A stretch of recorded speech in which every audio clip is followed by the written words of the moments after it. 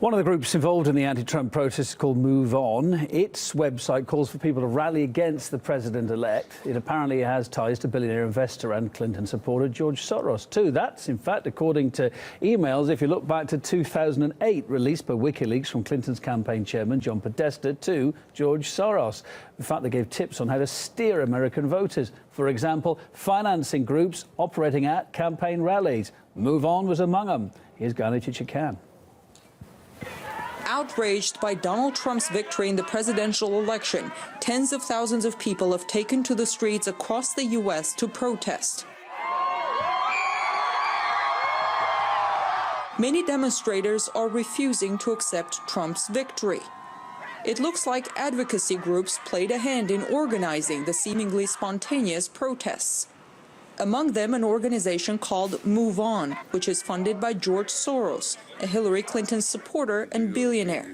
The day after Trump was elected, the group sent out a press release saying, "Within 2 hours of the call to action, Move On members had created more than 200 gatherings nationwide, with the number continuing to grow on Wednesday afternoon." The presidential campaign showed there is no love lost between Donald Trump and George Soros, who was one of Hillary Clinton's top donors. You are in a position where you're being attacked by Move On and these other very well organized radical left groups. You know it, your security knows it, Secret Service knows it.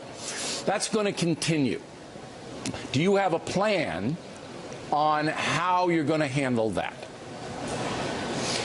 Well, it is going to continue because the last person they want to face, the Democrats want to face, is me. And the last person Hillary Clinton wants to face is me.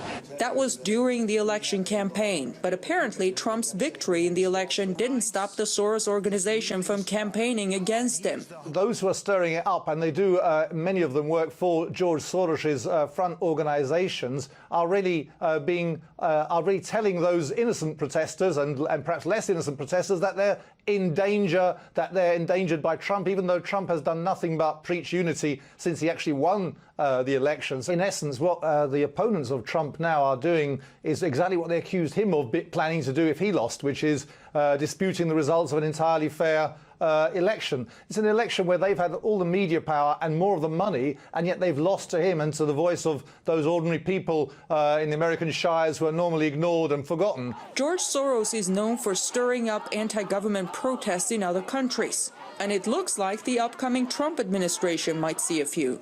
The Soros organization went beyond protesting. Move On released a petition calling to change the U.S. Constitution and get rid of the Electoral College, which gave Trump his victory.